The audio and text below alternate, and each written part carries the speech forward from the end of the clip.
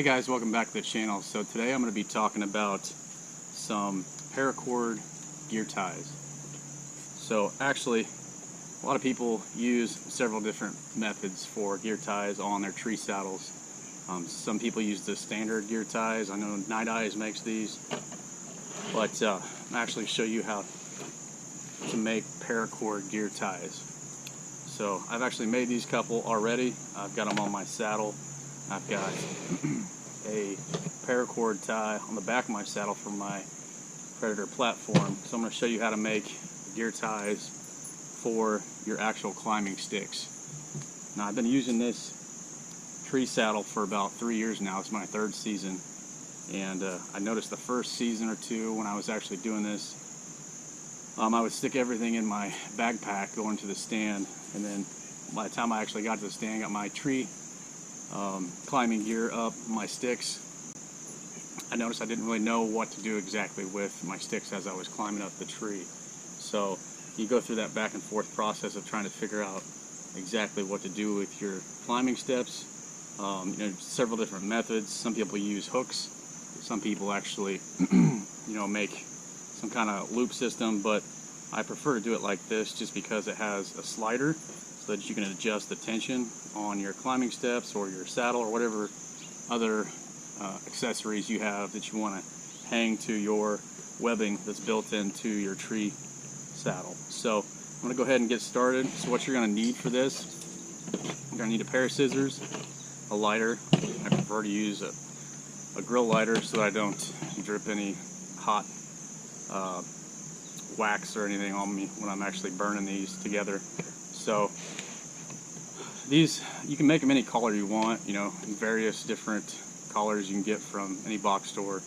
These, I've got some orange, I've got some various different patterns here. I even got some black. I'm actually just going to use these two colors because they're already opened, but I'll show you basically what you need. So you just want to decide on what your under loop pattern color you want that to be. So I'm going to use this color for my original pattern. So I'm going to go ahead and move the camera over here so that you can get a better look at what I'm doing as I'm actually making one of these. You can make these any size you want. I made a couple small just because I don't want a lot of slack in my paracord loops, especially for my platform on the back side. But for the actual climbing sticks, I usually make them about 8 to 10 inches long. So I'm just going to go ahead and cut a section.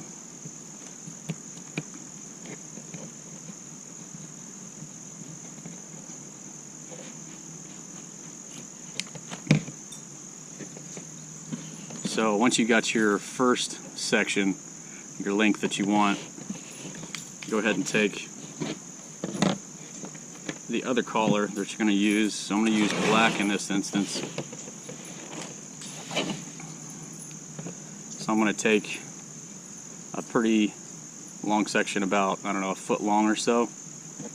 I use this for all kinds of different things. I use it for some of my antler shed totes, and I'll show you guys how to do that later this season when it's shed season.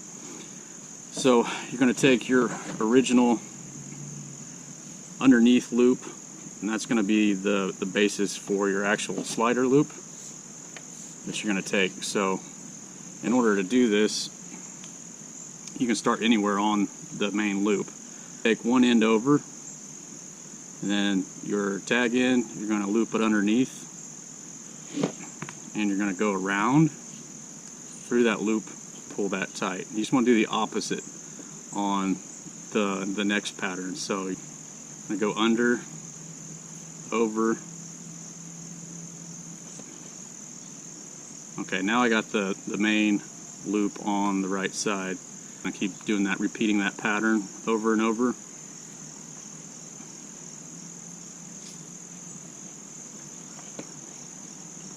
So take it over, under,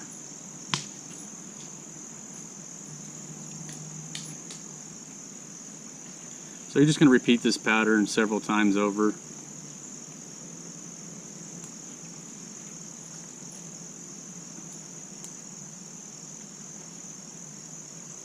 until you run out of space or you've got a big enough slider to make. And then once you're done with that, you're just going to cut it down as far as you can.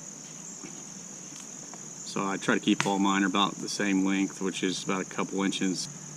So once you get the length you want, like I said, you can go ahead and so I'm running out of space on this side, so that's going to be the length of my knot. So I'm just going to take my scissors and cut that down on both sides.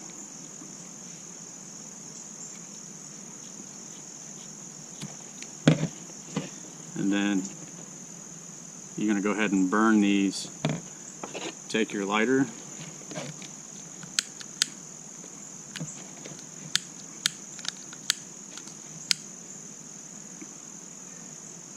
and paracord actually, once you get it hot enough and melt it down, it's going to form a pretty tight knot, and you're not going to have any issues typically with that coming undone as long as you get it melted down. What I like to do sometimes is, once I get this hot enough, is go ahead and press it down. Take like your scissors or something, melt that all together, and then when that dries, you're not going to have any issues with that coming undone. So just repeat the same thing on the other side.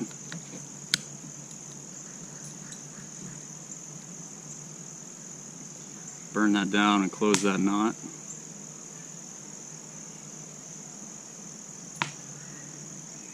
Some people call paracord 550 cord. That's what we call it in the Army. It's got a tensile strength of 550 pounds, so pretty strong stuff. I use it in a lot of different applications. Anything that I want to make any kind of knots with, anything with camping or hunting, farm related, I use it for all kinds of stuff. I use it to hang mock scrapes. I use it for aiders. I use for climbing. I use it for all kinds of stuff. So once you get this done, you just start pulling it apart a little bit just to make sure that knot slides. You don't have it too tight. And once you play around with it a little bit, it's going to loosen up a little. So when I'm done with this, loop it over twice, both strands over into the center loop, and then just close that down on itself.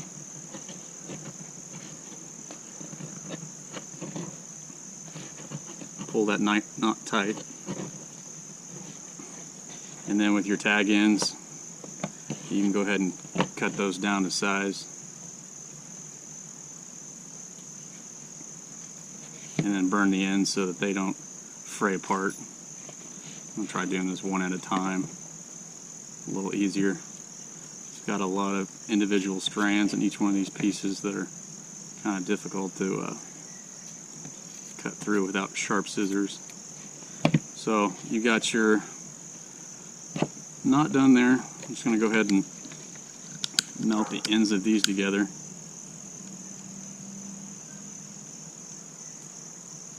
And it just kind of makes it look a lot better once you close the end of that cut section.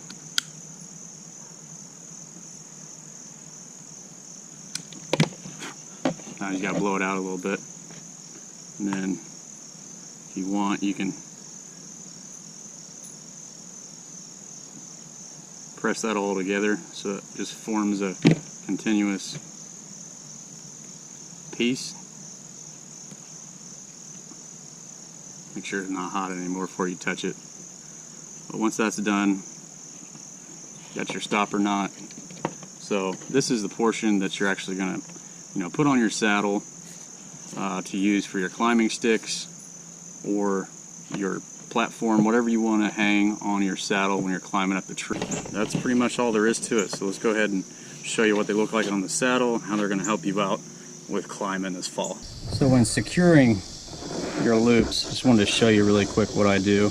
You've got all these webbing, molly webbing on your saddles. So I put one on the left side and the right side of my saddles, and also one in the back for my platform centered in the middle of my tree saddle. So I've also got another clip up here for an extra bag if I ever wanted to carry one, but I usually just go with two. So take this end, wrap it around, and then just cinch that down.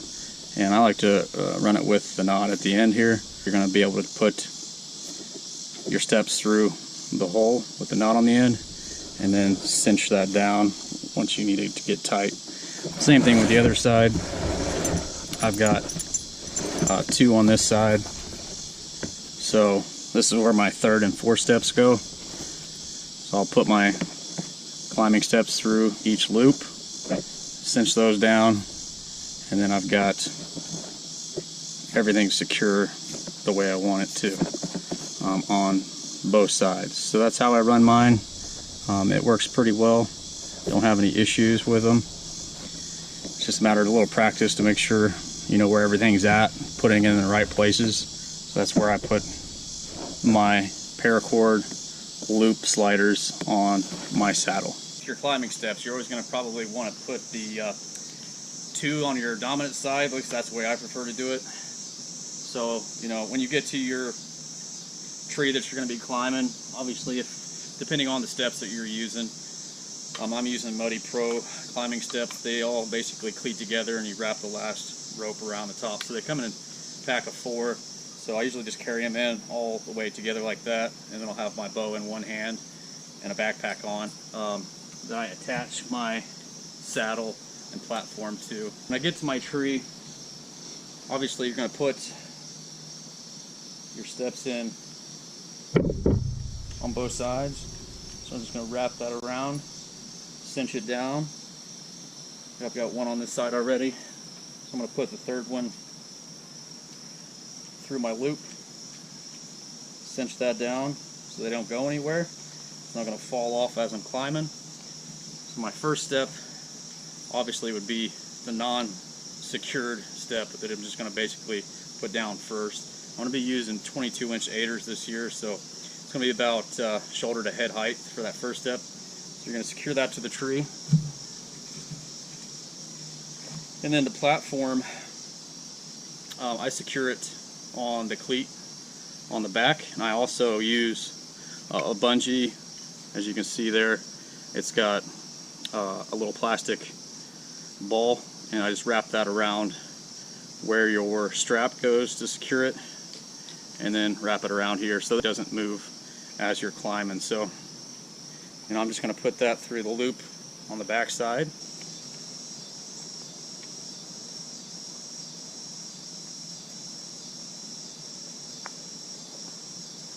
Go ahead and cinch that down so that it's not falling. So my platform's good to go. So when I get up to my second step level height, I'm going to take off from this side that's got the 2 steps on it.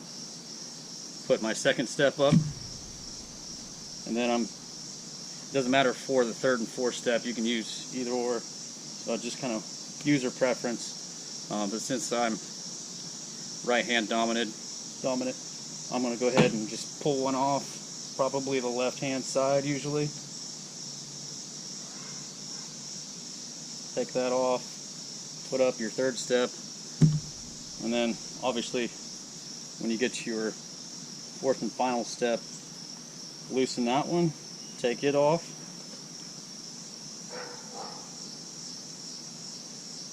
put that step up, and then when you get up to your platform height,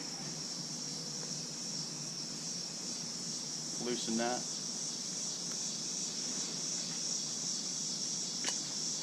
And you're good to go. So that's all there is to that. So I want to say thanks for watching. I hope this helped. If you liked what we do here and some of the content we're doing, we're actually going to be doing a 3-part series on saddle hunting. We're going to show you a couple different types of saddles that we're going to be doing a comparison video on, tethered versus arrow hunter. We're also going to be showing SRT versus climbing sticks, show you which one's faster. So if you like our content and want to support the channel, please like and subscribe, and stay tuned for the next video.